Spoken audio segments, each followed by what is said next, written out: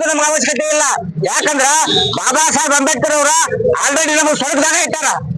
ನಿಮ್ ಮನುಸ್ಮೃತಿದಾಗ ನಾವು ಹೋಗಿದ್ದೀವಿ ಅಂದ್ರ ಆಲ್ರೆಡಿ ನಾವು ನರಕದಾಗ ಇದ್ದೀವಿ. ಆ ನರಕದಿಂದ ಎಬ್ಸ್ಕೊಂಡ್ ಬಂದ ಸ್ವರ್ಗದಾಗ ಇಟ್ಟಂತ ವ್ಯಕ್ತಿ ಡಾಕ್ಟರ್ ಬಾಬಾ ಸಾಹೇಬ್ ಅಂಬೇಡ್ಕರ್ ಅವರು. ಇವರು ಅಮಿತ್ ಶಾ ಅವರು ಬಾಯಿ ತಪ್ಪಿ ಅದನ್ನ ಮಾತಾಡಿಲ್ಲ. ಅವ್ರ ಮನುಷ್ಯನಾಗ ಏನೈತು ಅದನ್ನೇ ಹೇಳ್ಯಾರ. ಅವ್ರದ್ದು ಯಾವಾಗ್ಲೂ ಒಂದೇ ಸಿದ್ಧಾಂತ ಐತಿ ಬಿಜೆಪಿ ಸರ್ಕಾರದ. ಯಾವಾಗ ಸಂವಿಧಾನ ತಿದ್ದುಪಡಿ ಮಾಡು, ಯಾವಾಗ ಸಂವಿಧಾನ ತೆಗೆಯಲು ಅನ್ನೋ ಇದು ಒಂದ್ ಅಜೆಂಡಾದಾಗ ಅವರು ಅಧಿಕಾರಕ್ಕೆ ಬರತ್ತಾರ. ಅವ್ರ ಮನುಷ್ಯನಾಗ ಇದ್ದದನ್ನ ಅವ್ರ ಶಬ್ದ ರೂಪದಾಗ ಬಾಯಿ ಬಂದೈತಿ. ಇದಕ್ಕೆ ಇತಿಹಾಸನೂ ಸಾಕ್ಷಿ ಐತಿ. 1950-30 ಏನ್ ನಮ್ಮ ಸಂವಿಧಾನ ಜಾರಿಗೆ ಬಂದಾಗ ಆಗಾದ್ರು ಇವು ಅಂಬೇಡ್ಕರ್ ಅವ್ರು ಯಾವ ಮಹಾಪಂಡಿತ ಅನ್ನೋದ ಆರ್ಗನೈಸೇಷನ್ ಅಂತ ಏನ್ ಅವ್ರ ಪತ್ರಿಕೆ ಇತ್ತಿಲ್ಲ, ಆ ಪತ್ರಿಕೆ ಒಳಗೆ ಆಲ್ರೆಡಿ ನಮೂದಾಗೈತಿ. ಅದ್ ಇತಿಹಾಸ ಪುಟದಾಗ ಸೇರ್ಪಡೆ ಆಗೈತಿ. ಅವ್ರ ಯಾವಾಗ್ಲೂ ದಲಿತರ ವಿರೋಧಿ ಅದಾರ, ಅಂಬೇಡ್ಕರ್ ಅವ್ರ ವಿರೋಧಿ ಅದಾರ.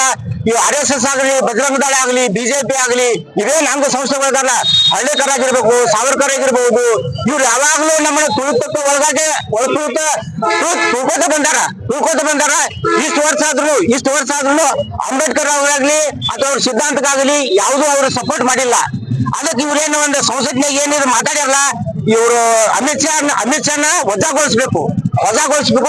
ದೇಶದ ಕೇಸ್ನಾಗ ಅವ್ರನ್ನ ಅರೆಸ್ಟ್ ಮಾಡ್ಬೇಕು ಅಂತ ನಮ್ ಪ್ರಧಾನಮಂತ್ರಿ ಅದಾರಪ್ಪ ನರೇಂದ್ರ ಮೋದಿ ಅವರು ಅದನ್ನ ಖಂಡನೆ ಮಾಡೋದು ಬಿಟ್ಟು ಅವ್ರ ಪರವಾಗಿನ ಸ್ಟೇಟ್ಮೆಂಟ್ ಕೊಡ್ತಾರ.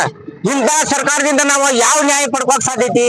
ಅದಕ್ಕೆ ಇವ್ಗ ಪೊಲೀಸರ ರಾಷ್ಟ್ರಪತಿ ಅವರು ಸೋಮುಟ ಕೇಸ್ ತಗೊಳಕ ಆರ್ಡರ್ ಮಾಡ್ಬೇಕು.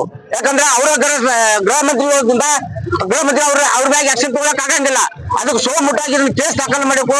ರಾಷ್ಟ್ರದ್ರೋಹದ ಕೇಸ್ ದಾಖಲು ಮಾಡ್ಕೊಂಡು ಅವ್ರು ಅರೆಸ್ಟ್ ಮಾಡಿ ಅವ್ರು ವಜಾಗೊಳಿಸ್ಬೇಕಂತ ಇವತ್ತು ದಲಿತ ಪರ ವಿವಿಧ ಸಂಘಟನೆ ಒಕ್ಕೂಟ ವತಿಯಿಂದ ಉಪ ವಿಭಾಗಾಧಿಕಾರಿ ಮೂಲಕ ಗೌರವಾನ್ವಿತ ರಾಷ್ಟ್ರಪತಿಗಳಿಗೆ ಮಾನ್ಯ ತಹಸೀಲ್ದಾರ್ ಸಾಹೇಬ್ರ ಮುಖಾಂತರ ಇಂದು ಮನವಿಯನ್ನು ಸಲ್ಲಿಸ್ತಿದ್ದೀವಿ.